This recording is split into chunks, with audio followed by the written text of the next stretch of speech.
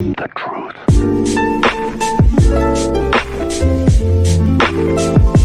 Alright guys, what's going on? It's me, Angel. We are back again here with a new video. So for today's video, I'm actually really excited to watch this. It's going to be by Star Wars Theory, one of my favorite channels. I watch them all the time because I'm a huge Star Wars nerd. I have 3 clone helmets in the background, 1 Commander Cody, and then some other customized ones that I got. We're going to be taking a look at what if Order 66 failed. I'm pretty excited, man, because I love the Clone Wars era. It just sucks that they had to turn on Jedi. So we're going to go and check this out because I want to see what would happen if Order 66 did fail. As we know, Order 66 was the order given by Emperor Palpatine just after the death of Mace. Look at my guy, Commander Cody. The transformation of Anakin. Can't believe he betrayed my guy, Obi-Wan. The order was programmed into the clones' heads by this is way tough of an animation. inhibitor chip, which controlled their minds to take out the Jedi and serve the Chancellor.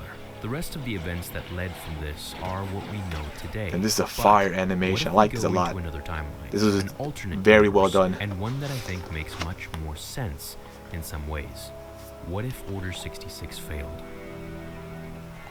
Jedi have decades of training, mastering the Force above all else. I have a question for you guys. What color lightsaber would you guys have if you guys could choose any color? I gotta go with either yellow or maybe blue. Abilities were to be able to sense their surroundings and feel any threats, such as when Anakin and Obi-Wan could even feel the Kuhans that attempted to poison Padme. The Jedi not being able to sense the complete Look at the 501st. clones, raising their guns at them and firing, would have been enough of a shift in the Force, just as Yoda had felt, in order for them to escape or to have an advantage to fight back harder. The Jedi Temple events, however, would continue to play out the way they did. Dang, this animation is amazing. This is amazing. Whoever did this, he would then go to Mustafar, phenomenal job. While the rest of the clones would continue to take out the Jedi, slowly being killed one by one by more advancing Jedi. Plo Koon would still be alive, so would Sakura, Ki-Adi-Mundi, Sindralig, and the list goes on. Dang, there would be a lot of Jedi alive still. Jedi would live. The clones were a formidable force. However, the more powerful and more force-attuned ones would sense the matter immediately.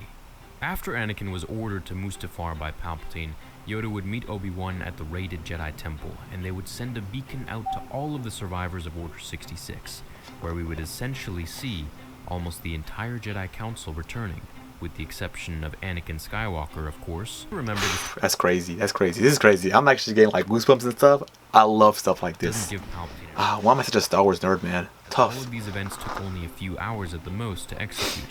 He wouldn't have heard back from the commanders because 1, they'd all be dead, and 2, he'd assumed they were all still carrying out orders. Yoda would send Obi-Wan and Plo Koon to Mustafar to seize and capture Anakin to be tried in the Galactic Court, while he would take Ki-Adi-Mundi, Sindralig, and Aayla Secura to confront the Emperor while they remained. I feel like those 3 Jedi will still get bodied, bro. Clones as they could. After telling Padme about what Anakin has done, he and Plo would sneak onto her ship until they he saw the way they were like, now it's running. Yoda and the Masters would fly to the Chancellor's office in Coruscant to once and for all bring an end to this looks good. Who had been Imagine. with their very noses for so many years.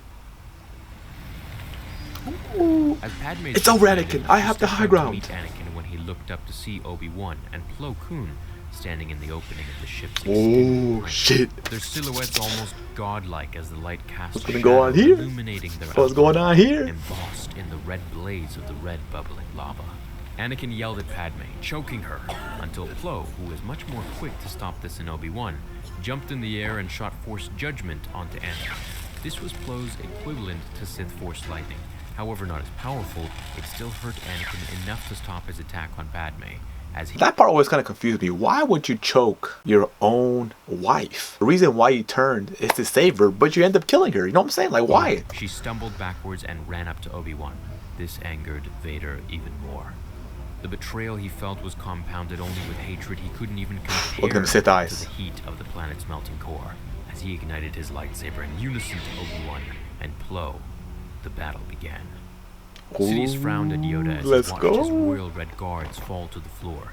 Yoda and the 3 Jedi Masters entered his office, all igniting their lightsabers. Palpatine tried to escape, knowing he was that dude's skin is so ugly. He is such an ugly Yoda, Sith Lord, man. But I guess every Sith Lord is really ugly, right? Telling Yoda, "Your arrogance blinds you, Master Yoda." and ignited his lightsaber. He attempted the same strategy as he had with Mace and his legions of masters, thrusting his saber into Sakura's heart as she laid on the I knew she was in that body. His speed was far too ferocious for him. Yeah, she was dead from the beginning. I already knew she was gonna die first. Palpatine's attack on Ki-Adi-Mundi, who went to strike Palpatine's head but missed and got paralyzed by a jolt of Force lightning. As he writhed on the floor, Yoda watched as Drellig's head rolled next to him. He was astounded by Palpatine's speed and precision, swinging as fast as he could and blocking just as hard. The two were evenly matched, as Yoda sent Palpatine flying back with a strong Force push, using his time to run to Ki-Adi, who started to regain his consciousness once again. Helping him up, the two Jedi Masters ran towards Sidious. Anakin and Obi-Wan exchanged immense hits while Plo attacked when he could. His lightsaber abilities were amazing, but he was not on the same level as Anakin here. As they continued to fight down the corridor and into the station, Anakin could feel himself being cornered by the two Jedi Masters. Obi-Wan is so tough. I love Obi-Wan. On the right, Anakin was boxed in. Front flipping over Plo Koon, he landed attempting to strike him. However, he was stopped by Obi-Wan. When Plo used this advantage to shoot the most powerful amount of Force judgment onto Anakin as he possibly could, Skywalker dropped to the ground, shrieking in agony as yellow thunderbolts crawled up his face, body, and bones like spiders. That's cool. I wish we could have seen like Plo Koon actually do that in like the Clone Wars series. That'd have been tough to see him actually do his judgment lightning. Kenobi and Koon stepped over him. You can't say that word, dog. You can't say that word. Announced, in the name of the Galactic Senate of the Republic, you are under arrest. Palpatine had to decide quickly which Jedi he would advance to as Ki-Adi-Mundi and Yoda rushed him. He knew Yoda was far more powerful, so he decided to take out the weaker opponent first, that being Mundi. This is what Yoda anticipated. Quickly running up to Palpatine and flipping over him, Palpatine became confused and blocked Ki-Adi's attack, then turned to block Yoda's when he was cut in half by the Grand Master. Laying on the floor... Yo, could you imagine if this actually happened? This is so cool. I wish this is the way it happened, because, you know, I always like seeing the good guys win. I mean, who doesn't? Events as his apprentice, Darth Maul. With Obi-Wan and Plo returning to the temple as Anakin sat in the back of the ship, cuffed at the hands and feet, they went to the Chancellor's office as they saw lights flashing from within the windows. Meeting Yoda at the docking bay, he and Ki-Adi boarded the ship. I can't believe Ki-Adi actually survived it. That's crazy to me for me to think about. Unborn children. Anakin would remain restrained as his yellow eyes stared in hatred at the Jedi Masters who tried to figure out what to do with him. Banishing him from the Council and the Temple, stripping him of his Jedi status, who becomes the new Emperor? Appointed Bail Organa as Chancellor. Bail Organa as Chancellor? He's actually kind of tough. I can't hold about that. In prison. Once the security footage of the massacres at the temple, including the slaughter of the younglings, were presented. Padme That's so sad, man. And her children, Luke and Leia, would be trained from infancy. Man, if Leia would have been a Jedi, it should have been so tough. Ki-Adi-Mundi, Plo Koon, and subordinate Jedi who had survived as well. The galaxy would live in peace and harmony. Ooh, I got goosebumps. Skywalkers eventually growing up to carry on the Jedi way.